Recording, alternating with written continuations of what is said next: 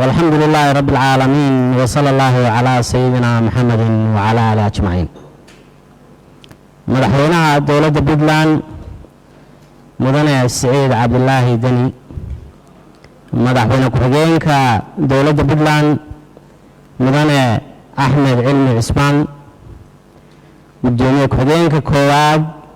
iyo gudoomiye ku-xigeenka labaad ee golaha wakiilada dowladda Puntland gudoomiye ku-xigeenka koowaad ee baarlamaanka koonfur galbeed mudane maxamed nuur maxamed xubnaha golaha wakiilada xubnaha baarlamaanka koonfur galbeed ee martidayna ah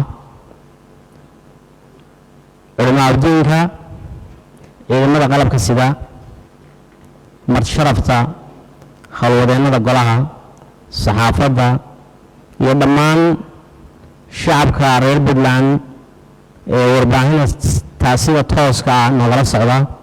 waxaan ku salaamayaa salaanta islaamka assalaamu calaykum waraxmatullaahi wabarakaatuh. mudane madaxweyne mudanayaal iyo marwooyin waxaa sharaf weyn noo ah inaad nagala soo qayb gashaan munaasabadda furitaanka kalfadhiga 74aad ee golaha wakiilada dowladda Puntland oo maanta ay taariikhdu tahay 25 Oktoobar 2020 inooga furmaya xarunta golaha wakiilada dowladda Puntland ee magaalada Garowe waana ku mahadsantihiin ka soo qaybgalkiina. kalfadhigan 74aad ee golaha wakiilada dowladda Puntland wuxuu ka mid yahay waajibaadka dastuuriga ah ee uu guto golaha wakiilada waxaana golaha horyaal ajantayaal muhiim ah oo ku aadan dhinacyada xeeldejinta la xisaabtanka xukuumadda iyo hay'adaha kale ee dowladda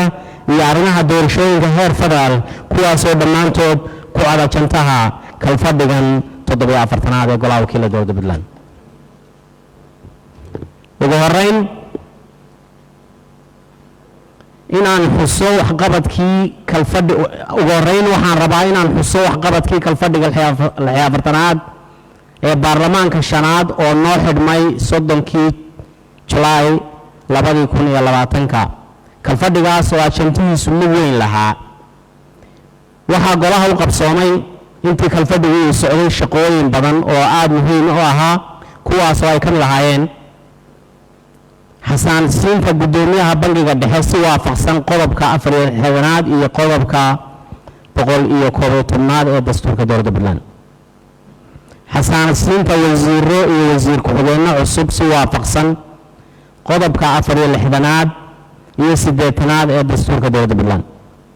ansixinta xisaab xilka miisaaniyadda 2019 si waafaqsan qodobka 4-aad iyo qodobka 137aad ee dastuurka dowladda Puntland ansixinta wax ka beddelka xeerka maareynta dhulka magaalooyinka Puntland xeer lambar 2 ansixinta wax ka beddelka xeerka golayaasha deegaanka Puntland xeer lambar 7 doorashada difaaca xuquuqul aadanaha Puntland u qareemidda xaaladda maxaabiista ugu xiran Puntland arrimaha barcadbadeedka arrimaha heshiiska dekedda boosaaso ee u dhexeeya Puntland iyo shirkadda Piano Port DP World. mudane madaxweyne mudanayaal marweyn guddiyada kala duwan ee gobolka iyagoo gudanaya waajibaadkooda dastuuriga waxay muddadii u dhaxaysay labada kalfadhi ee bilihii Sebtembar iyo Oktoobar kormeero iyo booqashooyin ku tageen qaar ka mid ah gobollada Puntland iyagoo u kurgalayay baahiyaha iyo habsimo u socodka hay'adaha dowladda ee heer gobol iyo degmo. dhinaca kale waxaa guddiga joogtada ah ee golaha wakiilada muddadii u dhaxaysay labada kalfadhi soo gaadhay cabashooyin ay golaha u soo gudbiyeen hay'adda dayactirka horumarinta jidadka iyo gudooyinka dowladaha Puntland iyo hay'adda tamarta iyo heshiisyada qandaraasyada iyo iibka Puntland. arrintaas oo loo xilsaaray guddi gaar ah oo soo baara kana soo tala bixiya cabashooyinkaas si waafaqsan qodobka 24aad ee dastuurka dowladda Puntland. guddigaas oo qabtay shaqo aad u muhiim ah kulamana la yeeshay dhammaan hay'adihii iyo wasaaradihii ay arrintaas xusaysay waxaa ugu dambeyn guddiga joogtada ahi ka soo saareen go'aan ku saabsan arrintaas. go'aankaas oo loo gudbiyey madaxweynaha dowladda Puntland sida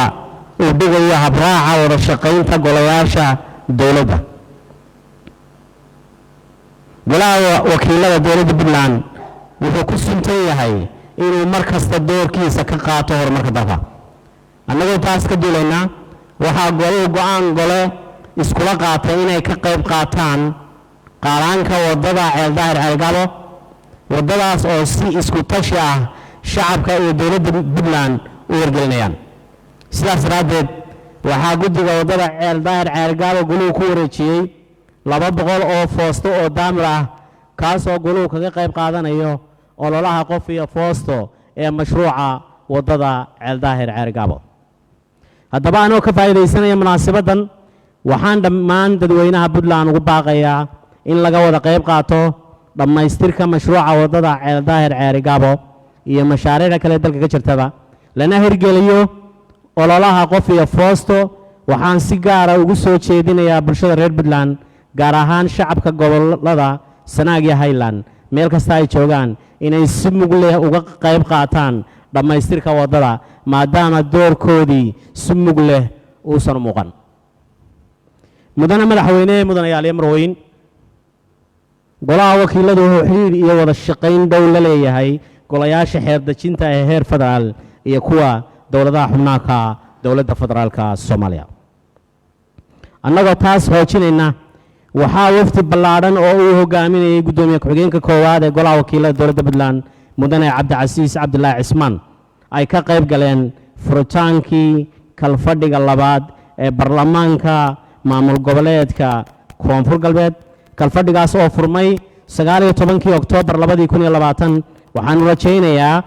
inuu noqdo mid ay ku gutaan baarlamaanka Koonfur Galbeed waajibaadkooda dastuuriga. mudane madaxweyne, mudanayaal iyo marweyn, sida aan la soconno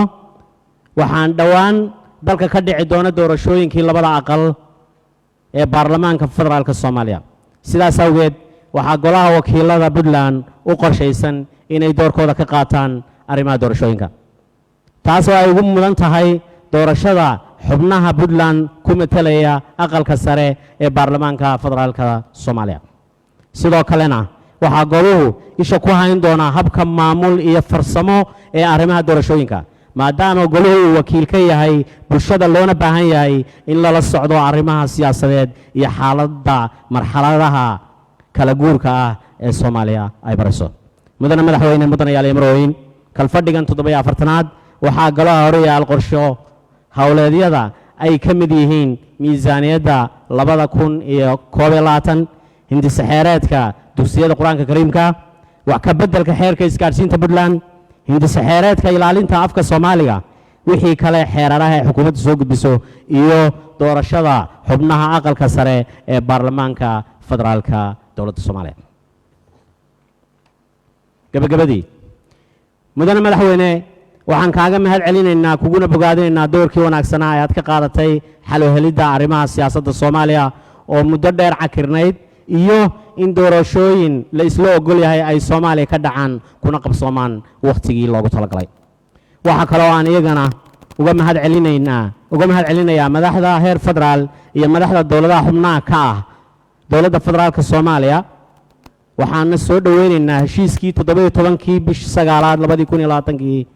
ee Soomaaliya lagaga saxmad bixinayay khilaafaadkii siyaasadeed ee soo jitimayay bilihii la soo dhaafay. waxaan guud ahaan ummadda Soomaaliyeed Ilaahay uga baryayaa nabadgelyo, barwaaqo, midnimo, guul iyo horumar. dhinaca kale dadweynaha Puntland waxaan uga mahad dhinaca kale dadweynaha Puntland waxaan la wadaagayaa insha Allah bismillaahir kariim in doorashooyinka heer federaal ay Puntland uga qabsoomi lahaayeen si nabadgelyo ah, isla markaana loola shaqeeyo hay-adaha amniga iyo guddiyada doorashooyinka ee loo xilsaaray arrimahaas, si ay doorashooyinkaasi u noqdaan kuwo hufan oo xor iyo xalaal ah, si xasilooni ahna inoogu qabsama.